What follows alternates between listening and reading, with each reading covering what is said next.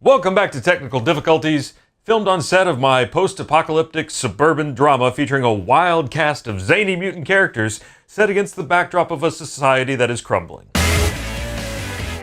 But while we've still got a little society left, let's talk about getting those crazy ripped abs by slapping a cheaply made electrical jellyfish on your abdomen.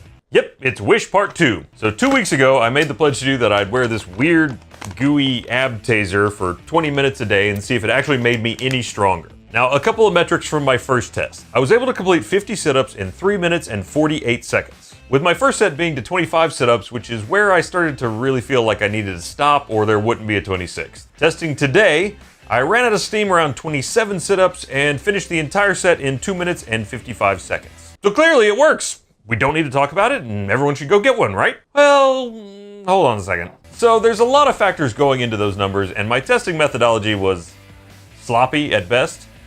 That kind of delta can be as much about how much rest I've had or even the time of day. Also, after 2 weeks, this thing really won't stick anymore and desperately needs a goo job. Goo replacement? Goo swap. Fresh goo. Wearing it for 20 minutes on level 6 is fairly unpleasant. It's like someone punching you lightly in the gut over and over and over. You also have to be slightly reclined because if you're sitting up in a chair, you have to keep it from bunching up and kind of pulling free. If at the end of that, though, I felt like I got a solid workout, the unpleasantness might have been worth it, but really I took it off and I just felt nothing. So dead inside. Right now, having just done 50 sit-ups, I actually feel like I got more workout value in 3 minutes than 20 minutes with this thing. Visually, I lost no weight, and there really was no perceivable change in my ab shape, size, or quality. So between the questionable returns, the inconvenience of use, the fact that you get more of a workout in under 5 minutes doing actual sit-ups, and needing significantly less goo, I'd say real sit-ups still win by a long shot. Moving on. Now let's talk about the second thing I got. And there were some incredible promises to fulfill here. It is a brand new, updated for 2020 Mavic Pro drone clone. It claims to have a 4K camera, 5G Wi-Fi, app control, 150 meter range, GPS location, surround shooting, 1-key return, low power return, ultra far return, adjustable lens, intelligent following, beauty camera, 1-key takeoff, 1-key landing, runaway return, headless mode, trajectory flight, 360 rotate, gesture photography, and HDTV transmission. Now, half of those features seem to be trying to convince you that no matter what happens, your drone will not try to run away from you. Also, you know they're stretching for features when they add that it can turn all the way around as a selling point. But hey, at least it came with this free carrying case, which is good because as I mentioned in the first Wish episode, this was delivered not in a box, but in a bag. Let's take a look and see what we got. What jumps out at me from the start here is that there's just a sticker that has 4K checked and then 1080 and 720 options, so I don't know that I'm confident that this is any different from the other two. All right, so we got charging cable. These look like little bumpers you would put around it to stop it from bumping into things. The remote. Good start. The plastic on this feels real cheap and thin, and the tab that you normally would push down to pop open the battery compartment is broken off. It still seals. It even has a screw hole, but there's no screw. So I think I can get it open with a knife or something, and it doesn't fall open. And then we got the drone, very lightweight, which is good. I mean, you would expect that for a drone. Folding it out feels okay. I can't help but notice that the camera, there's a gap in the housing as if it was just kind of slapped together. And the lens itself is not really lined up with the hole. So, I feel like I'm gonna have to deduct a couple points for that. But let's see if we can get the battery compartment open. That felt not good. The door on this feels, like cheap plastic, as you would imagine, but you have to be careful with some of these cheaper electronic chargers because they're not always that smart. Sometimes they are just going to try and charge without really testing what the current charge in the battery is, so it can just blow it up. So hopefully if it blows it up over there. Safety precautions. Remote control model aircraft is a high-risk goods. Pilots must pay attention to safety and need to understand due to their own negligence caused by accidental responsibility, like getting pregnant in high school. The interior of the aircraft is made up of many sophisticated electronic components and mechanical parts, so it is necessary to prevent the aircraft from wet or into the body. Safe operation. Please operate the remote aircraft according to your own status and flight skills. Fatigue, poor spirit or improper operation will increase. Oh, okay, so this has a pull-out phone holder, and that expands to a pretty good size. Install mobile client. Pretty much all the features, I think, are going to be app-based. I do appreciate that they provided QR codes for downloading the app. That always helps out a lot. Ooh, what a nice, relaxing little backdrop they have. Now, there are lots of little bubbles here, and none of them are labeled in any way. Okay, so to pair it, I've put batteries in, I've turned this on, I've turned this on. I think you're supposed to... Oh. All right, we should be paired there. Woo! Oh, get out of my head. Whoa!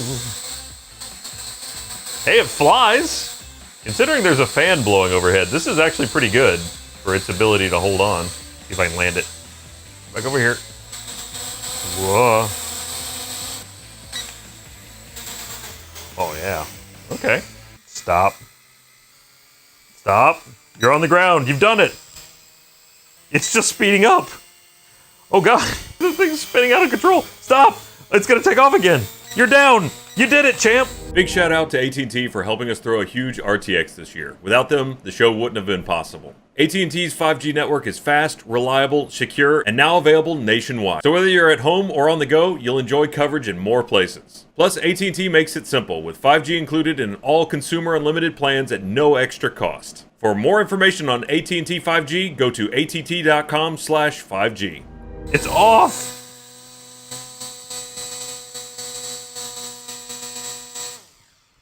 Promising. All right, let's see if I can connect to it in the app, and maybe we can control it a little better through here. Oh, okay. I'm getting the camera view.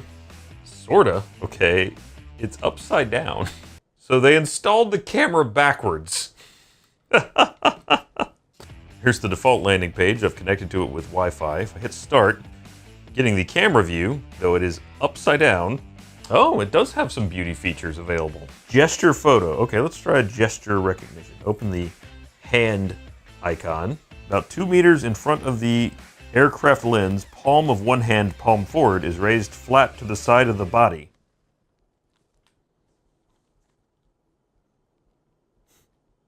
That's video recording. It did work though, it turned on video recording.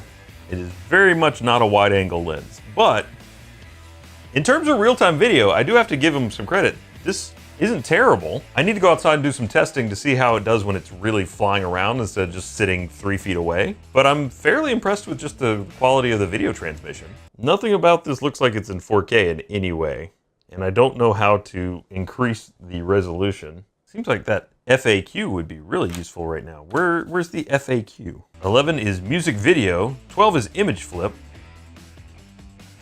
It does! Okay, there we go. Now things are the correct way. Well, let's take it outside and give it a little flight time and see how it does. Whew. Well, that went downhill fast. So on its first real flight, about 30 seconds after takeoff, I hear something plastic hit the ground. Looking closer, one of the landing struts just fell off. And I'll consider that a win because a few moments later, when it got a little further away, the rest of it just fell out of the sky. Got it reset and took off again, and the other landing strut fell off.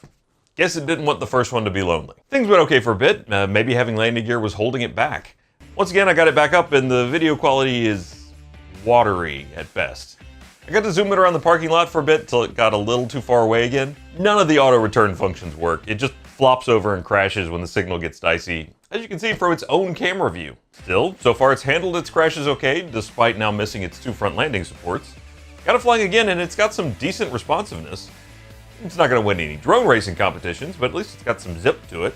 In an act of unwarranted faith, I decided to actually try and get a good aerial shot with it, and took it up pretty high. This is usually pretty hard on a drone as the wind tends to be a bit more of a factor up there. But it did okay. At first. Then it had a heart attack and died. Also, somewhere along the way, the battery compartment door broke off and I never found it. I decided to try and see if the voice commands worked, and they kinda did. Sometimes the app understood me, but it turned out the drone was kind of done with my nonsense at this point and wouldn't fly anymore. It summoned the last of its strength to try and kick off the robot revolution by slicing me up with its little rotors, so I curb stomped it and then backed my car over it a few times for good measure. I can't believe after all my pro-robot stances they would turn on me first. Anyway, its flying days are over before it ran out of battery once, so selling versions of this with up to 3 extra batteries is bold. Ultimately, I wasn't able to test most of its alleged functions before it stopped flying. So is it worth the $1,459 it was marked down from? No. Is it worth the $34 we paid for it? Also no. But I guess that's why the website's called Wish. You wish you could get a $1,500 item for $34, and that'll probably work out about as well as a wishing well does. Thank you for watching. See you next week.